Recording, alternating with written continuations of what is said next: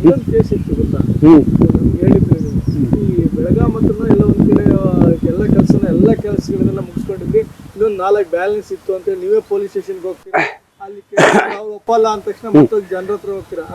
ಅದು ಏನಾಯ್ತಂದ್ರೆ ನಾನು ಸೈಟ್ ತೊಗೊಂಡಿದ್ರಿ ಇಲ್ಲಿ ಅದ್ರ ಗುಂಚಾಗ 60-40 ಸೈಟ್ ತೊಗೊಂಡಿದ್ದೆ. ಆ ಸೈಟ್ ಕೊಟ್ಟವನು ಸಿಂಧೆ ಅಂತಂದು ಹುಬ್ಳಿ ಅವನು ಏನು ಮಾಡ್ದ, ಬಸ್ಸ ನಿನಗೆ ಸೈಟ್ ಕೊಡ್ತೇನೆ, ನನಗೆ ಬಂಗಾರ ಕೊಡು ಅಂದ.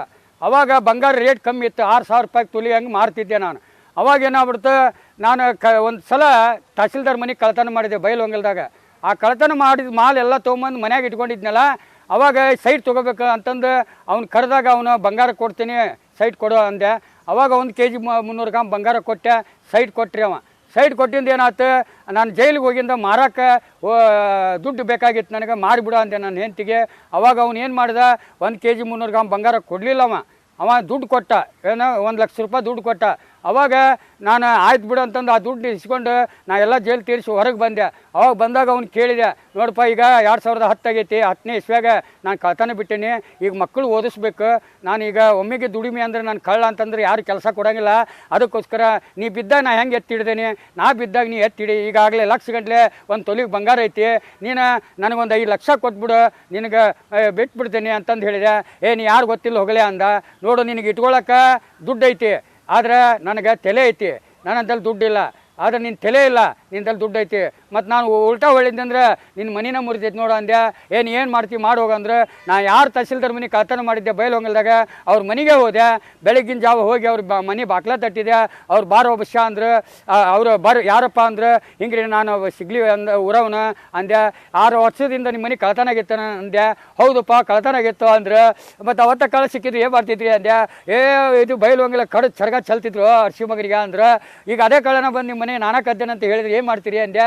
ಅವಾಗ ಏನೋ ಹಿಂಗೆ ಹೇಳ್ತೀವೋ ಅಂತಂದ್ರೆ, ಹೌದ್ರಿ ನಿಮ್ಮ ಮನೆ ನಾನಾ ಕದ್ದೇನೆ, ಮತ್ತು ನನ್ನ ಪೊಲೀಸ್ ಹೆಂಡವ್ರು ಕೊಡ್ರಿ, ನಿಮಗೆ 1 kg 300 ಗ್ರಾಮ್ ಬಂಗಾರ ವಾಪಸ್ ಕೊಡಿಸ್ತೀನಿ ಅಂದೆ. ಅವಾಗ ಅವನು ಆಶ್ಚರ್ಯ ಆದ್ರು. ಅಲ್ಲೂ ನಾ ತಹಸೀಲ್ದಾರ್ ರಿಟೈರ್ಡ್ ತಹಸೀಲ್ದಾರ್ ಆಗಿ 6 ವರ್ಷ ಕೋರ್ಟಿಗೆ ಸ್ಟೇಷನ್ಗೆ ಅಲ್ಲದ್ರೂ ಕಳ್ಳನ ಹಿಡಿಯೋಕ್ಕಾಗಲಿಲ್ಲ. ಈಗ LPC ಆಗೈತೆ ಅದು. ಈಗ ಆ ಕೇಸ್ನಲ್ಲಿ ನೀನು ಆರೋಪಿ ಮಾಡಿ ನೀ ರಿಕವರಿ ಕೊಡಿಸ್ತೀನ ಅಂದ್ರೆ, ಕೊಡಿಸ್ತೀನಿ ರೀ ಸರ ಅಂದೆ. ಅವಾಗ ಆಯ್ತು ಬಾಂಗಾರ ಅಂತಂದ್ರೆ, ಸರ ನನ್ನೊಂದು ರಿಕ್ವೆಸ್ಟ್ ಐತ್ರಿ ಅಂದೆ. ಏನು ಅಂದ್ರೆ, ನನಗೆ 5 ಮಕ್ಳು ಅದಾವ್ರಿ, ನಾನು 1 ವರ್ಷ ಮಕ್ಕಳು ಓದ್ಸೋಕ್ಕೋಸ್ಕರ ಅವನಂತಲ್ಲಿ ದುಡ್ಡು ಕೇಳಿದೆ, ಅವ್ನು ಕೊಡಲಿಲ್ಲ. ಅದಕ್ಕೆ ನಾನು ಸತ್ಯ ಒಪ್ಕೊಳ್ಳೋಕೆ ನಿಮ್ಮ ಮನೆಗೆ ಬಂದಿದ್ದೀನಿ, ನಿಮ್ಮದು ಕಳ್ತನ ಆಗಿದ್ದು ಸತ್ಯ ಐತಿ, ನಾನಾ ಕದ್ದಿದ್ದು, ಹಿಂಗೆ ಕದ್ದಿದ್ದು, ಹಿಂಗೆ ಒಯ್ದಿದ್ದು ಅಂದಾಗ ಅವ್ರಿಗೆ ಕನ್ಫರ್ಮ್ ಆತು. ಅವಾಗ ಪೊಲೀಸ್ನವ್ರು ಕರ್ಸಿದ್ರು, ಬಸ್ಸ ನೀ ಹೆದರಬೇಡ, ನಿನಗೆ ಜಾಮೀನು ನಾವೇ ಮಾಡಿಸ್ತೀವಿ, ನಿನಗೆ ಬಂಗಾರ ಕೊಡಿಸಿದ್ರೆ ನಿನ್ನ ಹೆಂಡತಿ ಮಕ್ಕಳಿಗೆ 1 ವರ್ಷ ಓದಿಸೋಷ್ಟು ದುಡ್ಡು ನಾವು ಕೊಡ್ತೀವಿ ಅಂತ ಹೇಳಿ 3 ತೊಲಿ ಬಂಗಾರ 3 ಲಕ್ಷ ರೂಪಾಯಿ ದುಡ್ಡು ಆ ಟೈಮ್ನಾಗ ಕೊಟ್ಟರು. ಆ ಕೇಸಿನಲ್ಲಿ ನ್ಯಾಯಾಧೀಶರ ಹತ್ರ ವಾದ ಮಾಡಿ ಕೇಸ್ ಗೆದ್ದು ಬಂದ್ರಿ.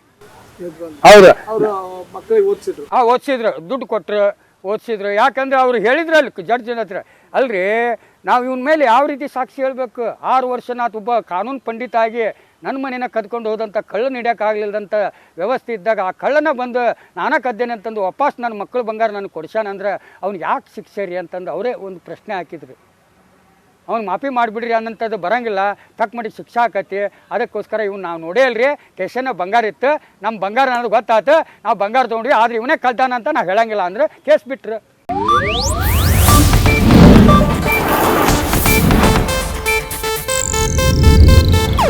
ಇದು ಏಷ್ಯಾನೆಟ್ ನ್ಯೂಸ್ ನೆಟ್ವರ್ಕ್ ಪ್ರಸ್ತುತಿ.